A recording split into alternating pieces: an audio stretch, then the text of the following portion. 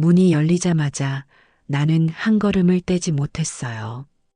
그 방은 숨이 막힐 만큼 조용했고 벽을 따라 빼곡하게 뭔가가 걸려 있었어요. 가까이 다가가지 않아도 알 수 있었어요. 전부 제 사진이었거든요. 초등학교 때 교복 입은 사진, 대학교 졸업식 때 찍힌 사진, 직장 회식 자리에서 웃고 있는 사진, 그리고 어젯밤 편의점 앞에서 혼자 맥주를 마시고 있던 그 순간까지, 그 장면까지 사진으로 찍혀 있다는 게 믿기지 않았어요. 숨이 멎을 것 같았어요. 그때 방 안쪽 침대에서 조용히 시선이 느껴졌어요. 한 소녀가 앉아 저를 보고 있었어요. 무표정이지만 이상하리만큼 고요한 눈이었어요. 그 아이가 입을 열었어요. 서진 아줌마. 그 목소리가 제 이름을 부르는 순간 저는 그 자리에 얼어붙었어요. 그리고 문 옆에 서 있던 노인이 눈을 감았어요. 그날 밤 문이 열리는 순간 저는 현실을 의심했어요. 이 이야기는 당신이 생각하는 것보다 훨씬 깊고 훨씬 더 충격적인 사실을 담고 있습니다. 사연이 기대되신다면 구독과 좋아요 꼭 눌러주세요. 그럼 감사한 마음을 담아 야지의 인생극장 지금 시작하겠습니다. 회사에선 야근이 당연한 분위기였어요. 금요일이라고 해서 일찍 끝날 리도 없었고요. 퇴근할 때가 되자 창문에 비친 제 얼굴이 낯설게 느껴졌어요. 피곤에 찌들고 눈가엔 다크서클이 퍼져 있었죠. 지하철 막차 시간에 가까워질수록 객차는 점점 조용해졌어요. 사람이 빠지고 난 뒤의 공기가 이상하게 서늘했어요. 자리 한 구석에 몸을 기댄 채 멍하니 창밖을 바라보다가 정신을 차려보니 어느새 열차는 종점에 가까워지고 있었어요. 급히 내려서 환승을 하려 했는데 뭔가 허전한 느낌이 들었어요.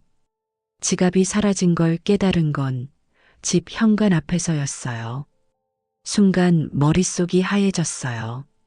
가방을 엎고 외투 주머니를 뒤지고 신발장 위까지 들춰봤지만 지갑은 없었어요. 지하철에서 졸았던 기억이 떠올랐어요. 아마 그때였을 거예요. 문제는 거기 들어있던 카드와 신분증, 그리고 이번 달 남은 생활비 전부였어요. 한참을 서 있다가 그대로 거실 바닥에 주저앉았어요. 기운이 쭉 빠졌어요. 이상하게 눈물은 안 나왔어요. 그냥 멍했어요. 다음 날 아침 첫 차 시간에 맞춰 분실물센터에 연락했어요. 정류장 관리사무소, 지하철 고객센터, 경찰서에도 전화를 돌렸어요. 기대는 하지 않았지만 그래도 사람 마음이 그렇잖아요. 혹시나 누가 주워놨을 수도 있으니까요. 하지만 돌아오는 대답은 다 똑같았어요. 지갑은 접수되지 않았습니다. 며칠이 지나도 연락은 없었고 카드 분실 신고를 하고 새 카드 신청을 하면서 일은 마무리되는 듯 했어요. 그날은 퇴근 후 편의점에서 라면을 사들고 돌아오던 길이었어요. 아파트 엘리베이터에서 내리자 우편함이 눈에 들어왔어요. 무심코 열어본 우편함 안에 낯선 봉투 하나가 테이프로 붙여져 있었어요. 크기는 손바닥보다 작았고 봉투 겉엔 아무런 글도 없었어요. 불길한 예감에 조심스럽게 테이프를 떼어냈어요. 봉투 안엔 지갑이 있었어요. 그 낯익은 가죽의 촉감, 열었을 때 느껴지는 익숙한 냄새까지도 그대로였어요. 지갑 안에는 카드와 신분증, 동전, 버스카드까지 그대로 있었고 딱 한 가지 10,000원 한 장만 빠져 있었어요. 그리고 함께 들어있는 작은 종이 한 장. 흰 종이엔 연필로 삐뚤삐뚤한 글씨가 적혀 있었어요. 손주가 굶어 10,000원만 썼습니다. 죄송합니다. 그 밑에 적혀 있는 한 줄짜리 주소. 서울 도심과는 거리가 먼 생전 들어본 적 없는 동네 이름이었어요. 나는 잠시 서서 봉투를 들고 있었어요. 어느 정도 화가 나야 정상이겠죠. 그런데 화가 나질 않았어요. 오히려 어떤 이상한 감정이 밀려왔어요. 걱정, 당혹감, 그리고 약간의 미안함. 나는 종이를 조심스럽게 다시 접고 지갑을 품에 넣었어요. 마음 어딘가가 묘하게 무거웠어요. 그날 밤 잠을 자려고 눈을 감았지만 그 삐뚤한 글씨가 자꾸 눈앞에 떠올랐어요. 손주가 굶어. 어떤 상황이었을까? 내가 겪어온 일들과 전혀 상관없는 한 사람이 내 지갑을 가지고 돌아갔고 그 안에 있는 돈 중 딱 10,000원만 써서 다시 돌려보냈어요. 그리고 죄송하다는 말을 썼어요. 그게 거짓이든 진심이든 어딘가 마음을 건드리는 문장이었어요. 사람들은 말하겠죠. 사기일 수도 있어. 주소 적어 놓은 것도 이상하지 않아? 그냥 버려. 넘기라고. 그런데 저는 넘기지를 못했어요. 단순히 돈 때문은 아니었어요. 그건 어쩌면 제가 오래전에 잃어버렸던 무언가와 닿아 있는 감정이었는지도 몰라요. 며칠이 지났어요. 주소는 계속 가방 안에서 접혀 있었지만 하루에도 몇 번씩 꺼내보게 되더라고요. 지갑을 돌려받은 것만으로도 이상할 만큼 인상에 남았는데 그 손글씨의 정직한 미숙함이 자꾸 마음에 걸렸어요. 이상한 일이에요. 분명히 피해자인 건 나인데 그 사람을 걱정하고 있었어요. 이 주소로 찾아가면 뭐라고 하지? 괜히 귀찮은 일에 말려드는 건 아닐까? 정말 손주가 굶고 있었던 걸까? 그런 생각을 하다가 저는 어느새 마트 장바구니를 밀고 있었어요. 평소에는 눈길조차 안 주던 쌀 코너에서 가장 작은 포대를 골랐어요. 귤도 한 봉지, 아이들 과자랑 즉석식품도 몇 개 담았어요. 계산을 마치고 장바구니를 트렁크에 넣을 때 그 주소가 적힌 쪽지를 다시 한번 확인했어요. 지도 앱에서 위치를 찍었을 땐 그냥 낯선 외곽지였어요. 서울에서 차로 1시간 반쯤 걸리는 곳, 중간에 휴게소 하나 없는 산길이 포함돼 있었죠. 운전을 하며 창밖을 보면 풍경이 조금씩 달라졌어요. 건물 대신 낮은 언덕과 벌판, 산자락이 이어졌고 표지판은 더 이상 아파트 단지가 아닌 마을회관이나 오지마을 이름뿐이었어요. 점점 해가 지기 시작했고 길은 좁아졌어요. 비포장도로로 들어선 순간부터 후회를 조금 했던 것도 사실이에요. 차창을 몇 번이고 닦아가며 먼지를 털었고 겨우 목적지에 가까워졌을 때 집 하나가 나지막이 보였어요. 산중턱에 있는 낡은 집이었어요. 담벼락엔 페인트가 벗겨져 있었고 우편함은 녹이 슬어 누군가 오래 살지 않은 듯 했어요. 그런데 창문 안에서 흐릿한 불빛이 새어나왔어요. 사람이 살고 있다는 증거였죠. 한참을 망설이다가 트렁크에서 쌀과 쇼핑백을 꺼냈어요. 벨은 없었고 나무문만 있었어요. 조심스럽게 노크를 했지만 인기척은 없었어요. 2번째, 3번째, 차가운 겨울 공기 사이로 노크 소리만 퍼졌어요. 5번째 두드렸을 때 안쪽에서 발소리가 났어요. 그리고 문이 조금 열렸어요. 안에서 고개를 내민 건 나이 많은 남자였어요. 주름진 얼굴, 검게 굳은 손톱, 그리고 낯선 놀람이 섞인 눈빛이었어요. 그는 말없이 저를 바라봤어요. 혹시 여기 사시는 분 맞으세요? 제가 말을 꺼내자 그는 조심스럽게 문을 조금 더 열었어요. 저는 쌀포대를 보여주며 덧붙였어요. 그날 지갑 보내주신 거 제가 받아서요. 남자는 말없이 문을 완전히 열었어요. 그리고 조용히 말했어요. 굳이 이런 걸 왜? 목소리는 생각보다 부드러웠어요. 하지만 표정은 어딘가 경계심이 엿보였죠. 저는 문 안으로 고개를 들이밀고 조심스럽게 안쪽을 봤어요. 그 순간 안에서 들려온 목소리.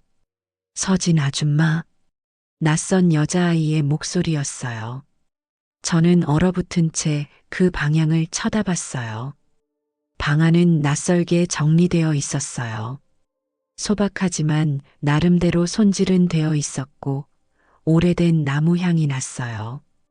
구석에 놓인 작은 전기난로가 온기를 조금씩 내뿜고 있었고 천장은 낮고 창문은 두껍게 얼룩져 있었어요.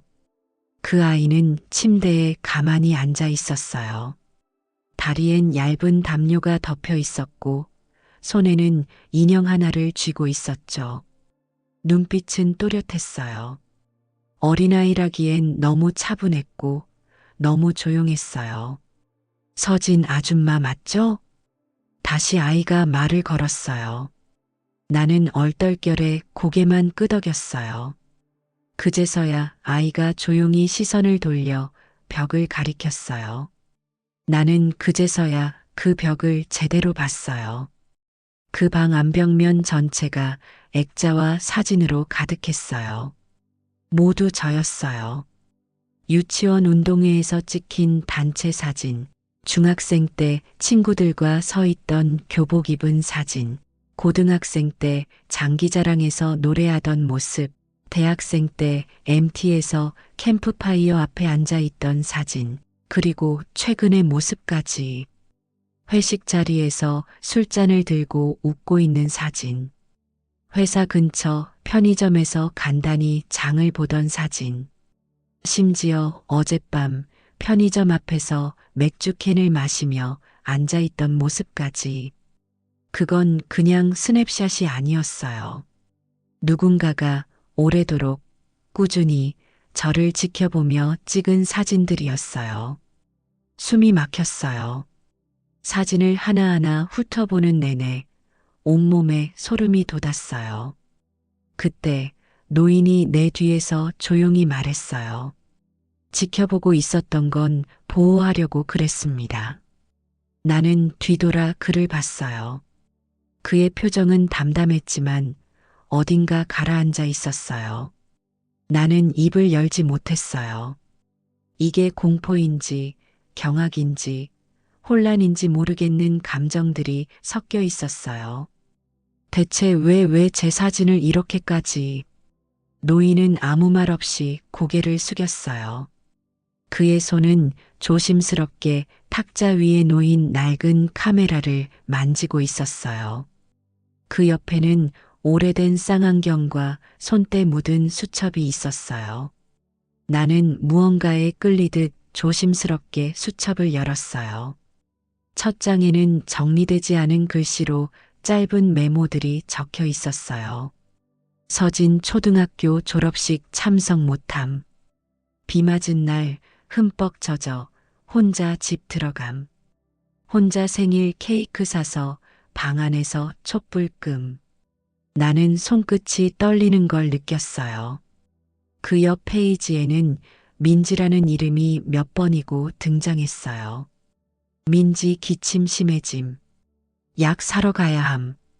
민지 첫날 밤 잠꼬대. 엄마라고 불렀다. 나는 수첩을 덮고 아이를 다시 바라봤어요. 민지는 여전히 표정을 바꾸지 않았어요.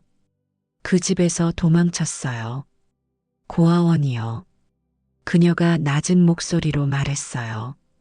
여기 와서야 한 번도 도망치고 싶지 않았어요. 그 말에 나는 다시 노인을 바라봤어요. 그는 여전히 카메라를 만지고 있었어요. 그 손은 조금씩 떨리고 있었어요. 그때부터였어요. 내가 이 방에 발을 들였을 때부터 이 공간이 낯설지만은 않게 느껴지기 시작한 건 무언가 오래전부터 이 집에 내 흔적이 있었다는 사실이 머릿속이 아니라 가슴 깊은 곳에서 느껴지기 시작했어요. 집으로 돌아오는 내내 머릿속이 엉켜 있었어요. 사진, 소녀, 수첩, 그 남자. 그 모든 조각들이 하나도 맞물리지 않았어요. 혹시 누군가의 조작일까, 몰래카메라 같은 걸까 하는 생각도 들었어요. 하지만 사진은 너무 오랫동안 쌓인 흔적이었고 아이의 표정은 연기가 아니었어요. 노인이 말하던 보호하려 했다는 말. 그게 무슨 뜻일까 자꾸 곱씹게 됐어요. 내가 어릴 때 겪었던 일들이 문득 떠올랐어요.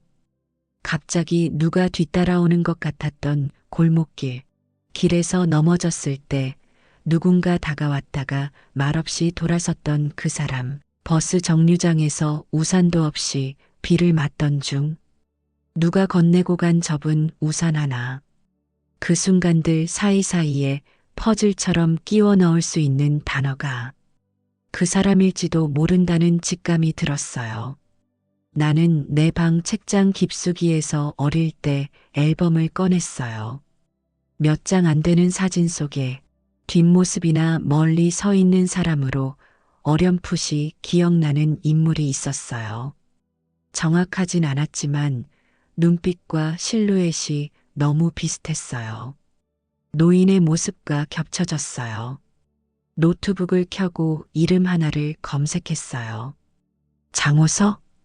하지만 흔한 이름이라서 그런지 결과는 너무 많았고 내가 찾고자 하는 사람은 좀처럼 보이지 않았어요.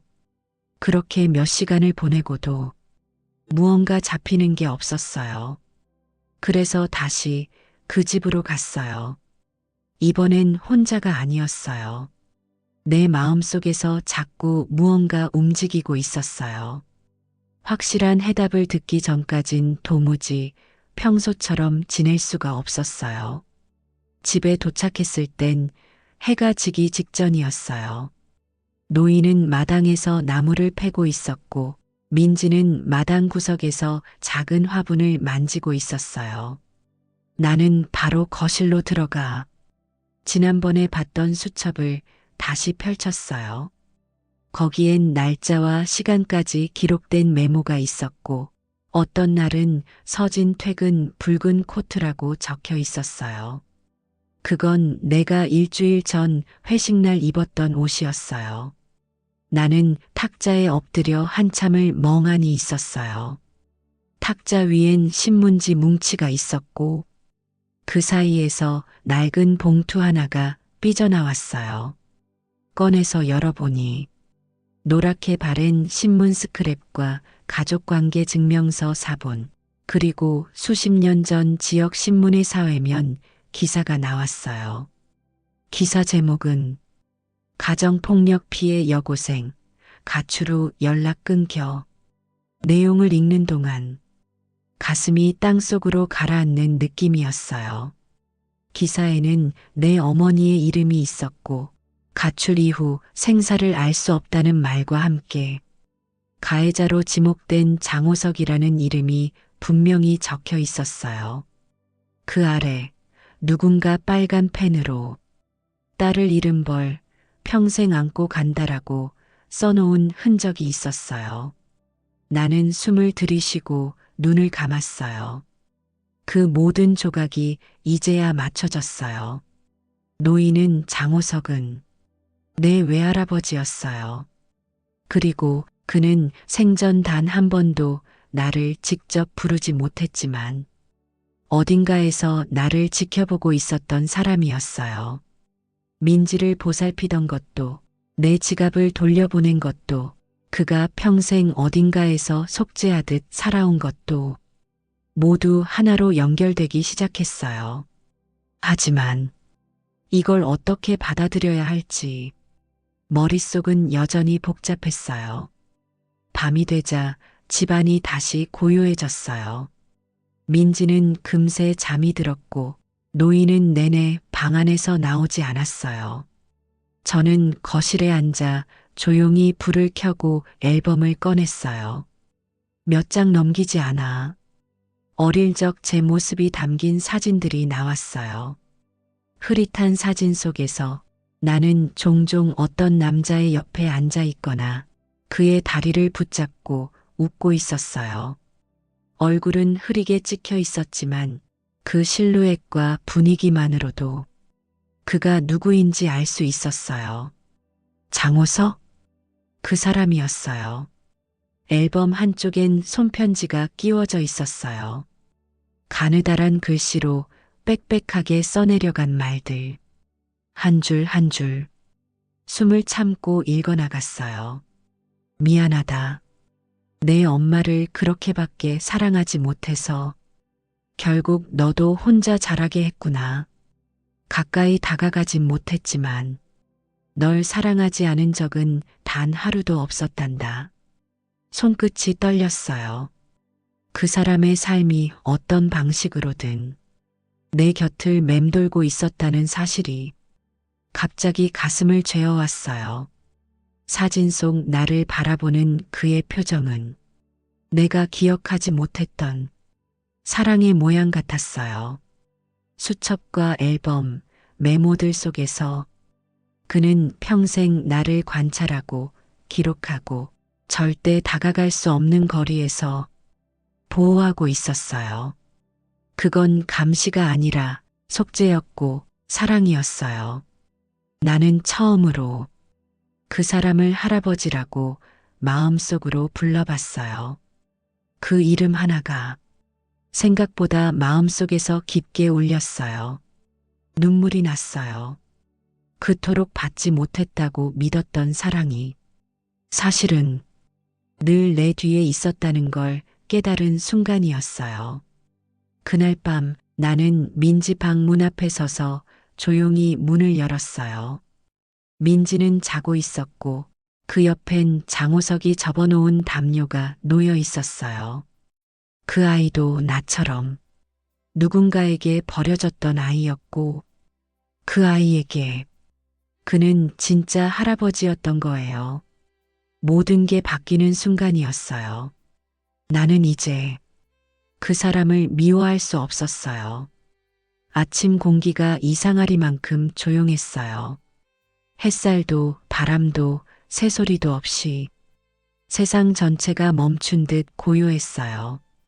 현관문을 열었을 때 저는 말 그대로 얼어붙었어요. 장호석 씨가 마당에 앉은 채로 아주 조용히 숨을 쉬고 있었어요. 아니, 숨을 쉬지 않고 있었어요. 그는 눈을 감은 채 팔을 무릎에 올린 자세로 앉아 있었고 그의 얼굴은 편안해 보였어요. 숨을 확인하고 맥박을 짚어보고 목소리를 크게 불러봤지만 그는 이미 돌아올 수 없는 곳에 가 있었어요. 그 장면을 민지가 보고 말았어요. 그 아이는 아무 말도 하지 않았어요. 나는 민지의 눈을 마주치지 못했어요. 얼마 지나지 않아 구급차와 경찰차가 도착했어요. 그는 오래전부터 심장 관련 지병이 있었고 몇 년 전부터 진료 기록이 끊겨 있었다고 했어요. 민지는 아무 질문도 하지 않았어요. 그날 이후 아이는 입을 닫았어요. 저 역시 말수가 줄었고 우리는 마치 세상의 중심을 잃은 두 사람이 되어 그 집안에서 나란히 앉아 있는 날들이 이어졌어요. 며칠이 지나고 장례식이 조용히 치러졌어요. 참석한 사람은 거의 없었고 그가 세상과 단절된 채 살아왔다는 걸 그제야 실감했어요. 장을 치르고 집에 돌아온 날 책상 위에 놓여 있던 낡은 상자 하나를 발견했어요. 그 안에는 어릴 적 제 사진 몇 장, 잘라놓은 제 생일 케이크 촛불, 그리고 낡은 편지 한 장이 들어 있었어요. 서진아, 널 만나지 못한 세월이 내게 가장 긴 벌이었다. 가까이 다가가진 못했지만 널 사랑하지 않은 적은 단 하루도 없었단다. 나는 그 편지를 들고 한참을 앉아 있었어요.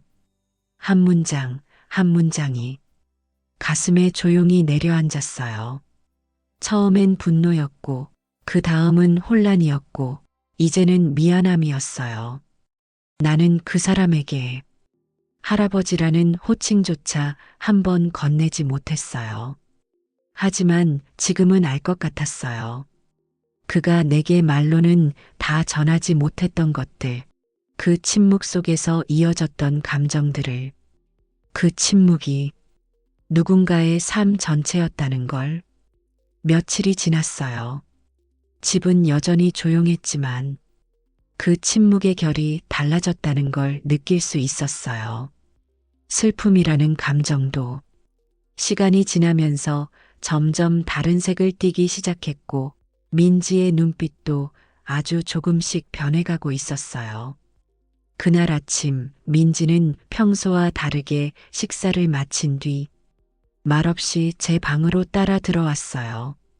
자리에 앉아도 아무 말 없이 손끝만 만지작거리다가 조심스럽게 저를 보며 말했어요. 서진 아줌마, 이것 좀 읽어봐 주세요. 그녀가 건넨 건 작은 손편지였어요. 하늘색 메모지에 동그랗고 작게 눌러 쓴 글씨들이 가득했어요. 할아버지랑 있었던 2달이 내 인생에서 제일 따뜻했던 시간이었어요. 누군가가 내 이름을 불러준 것도, 밥을 같이 먹은 것도, 잘 자라고 말해준 것도, 그 모든 게 처음이었어요. 문장을 한 줄씩 읽을수록 가슴 안쪽이 조용히 일렁였어요. 그 아이는 아직 12살인데 이렇게 간절하게 기억할 수 있는 시간의 조각이 단 2달이었다는 게 아팠어요. 편지 마지막에는 이렇게 적혀 있었어요. 다른 사람들은 다 도망치고 나도 계속 도망치기만 했는데 할아버지만은 나를 놓지 않았어요. 편지를 덮고 고개를 들자 민지가 저를 바라보고 있었어요. 눈동자가 촉촉하게 젖어 있었고 입술은 말없이 떨리고 있었어요. 저는 무릎을 꿇고 아이에게 천천히 다가갔어요. 할아버지는 날 진짜 가족처럼 대해준 유일한 사람이었어요. 그 한마디에 저는 울음을 참지 못했어요. 그토록 단단하게 쌓아 올렸던 마음이 민지의 그 말 한 줄에 무너졌어요. 손을 뻗어 민지를 꼭 안았어요. 그 품은 작고 떨렸지만 그 안에는 무너져 있던 마음들이 조용히 깃들고 있었어요. 민지는 제 품 안에서 소리 없이 울었고 저도 조용히 눈물을 흘렸어요. 그날 밤 우리는 같은 이불 속에 나란히 누워 잠들었어요. 아이를 품 안에 안고 있으니 이상하게도 마음이 아주 조금 평온해졌어요. 다음 날 아침 식탁 위에 그림 한 장이 놓여 있었어요. 민지가 그린 그림이었어요. 그림 속엔 3사람이 손을 잡고 서 있었어요. 민지, 나, 그리고 할아버지. 그 아래엔 우리 가족이라는 단어가 적혀 있었어요. 나는 잠시 그 종이를 들고 그림 속 3사람의 손을 하나씩 짚어봤어요. 그림 속 나는 웃고 있었고 민지도 환하게 웃고 있었어요. 할아버지는 그림 한쪽에 조용히 서 있었지만 그 표정이 이상하게도 따뜻하게 느껴졌어요. 내가 느끼는 감정이 그림에도 스며든 것 같았어요. 그날 오후 나는 처음으로 민지에게 물었어요. 민지야, 혹시 이 집 말고 내가 살던 집으로 같이 가면 어떨까? 민지는 고개를 가로저었어요. 할아버지가 여기서 있었잖아요. 그리고 여기 따뜻해요. 민지의 대답은 짧았지만 단호했어요. 그리고 나서 작은 목소리로 덧붙였어요. 그냥 여기서 살고 싶어요. 그림 속처럼 셋이 같이 있는 느낌이 들게요. 나는 잠시 고민했어요. 여긴 너무 외지고 출퇴근도 어렵고 현실적인 불편함이 많아요. 하지만 그 모든 이유를 말하려다가 멈췄어요. 민지의 말에서 진짜 중요한 게 뭔지 느껴졌어요. 나는 고개를 끄덕였어요. 그래. 그럼 여기를 집으로 만들자. 그날 저녁 나는 노트북을 꺼내 인테리어 업체를 알아봤어요. 마당에 오래된 창고도 치우고 방 하나는 민지만의 공간으로 만들고 창틀도 바꾸고 냉난방기도 새로 달기로 했어요. 마을과 연결되는 도로도 조사했고 차량 진입이 편한지 통신은 잘 되는지도 알아봤어요. 민지가 내 옆에 앉아 조심스럽게 물었어요. 진짜 여기서 아줌마도 같이 살 거예요? 나는 웃으며 고개를 끄덕였어요. 응. 민지랑 나랑 이제 진짜 가족이니까. 그 말에 민지는 입술을 꾹 깨물었어요. 그리고 눈물을 훔치며 작은 목소리로 말했어요. 나도 아줌마랑 같이 있고 싶어요. 그날 밤 창밖엔 별이 많았어요. 이 집에 처음 왔을 땐 모든 게 낯설고 차가웠는데 이제는 마음이 조금씩 따뜻해졌어요. 우리는 함께 문을 열고 겨울밤 하늘을 바라봤어요. 가족이란 게 꼭 핏줄로만 이루어지는 게 아니라는 걸 이제는 알 것 같았어요. 봄이 되면서 집 앞 들판에 꽃이 피기 시작했어요. 겨울 내내 얼어붙어 있던 땅이 조금씩 녹아내리는 걸 보면서 저도 모르게 한숨을 쉬었어요. 이번엔 안도의 숨이었어요. 낡았던 집은 많이 달라졌어요. 벽은 새로 칠했고 마당엔 작은 텃밭이 생겼고 민지의 방엔 하늘색 커튼이 드리워졌어요. 장호석 씨의 방은 그대로 남겨뒀어요. 그가 쓰던 탁자 위엔 사진 한 장과 수첩 그리고 꽃 한 송이를 얹어뒀어요. 가끔 그 앞에 앉아 조용히 눈을 감고 있으면 그 사람의 기척이 아직 남아있는 것 같아요. 민지는 어느새 많이 밝아졌어요. 학교에 다니진 않지만 근처 마을 도서관에서 책을 빌려 읽고 마당에서 키우는 고양이랑 시간을 보내요. 고양이 이름은 석이에요. 민지가 직접 붙였어요. 처음엔 말없이 이름만 적은 메모를 제게 주더니 그 옆에 내 마음속 할아버지라고 적어뒀더라고요. 민지와 나는 일상이 생겼어요. 아침에 함께 밥을 먹고 점심엔 각자 시간을 보내다가 저녁이 되면 둘이 앉아 차를 마셔요. 말을 많이 하진 않아요. 하지만 그 조용한 시간들이 우리 사이를 조금씩 채워가요. 예전엔 누군가에게 가족이란 말을 꺼내는 게 두려웠는데 이젠 아주 자연스럽게 입에 붙었어요.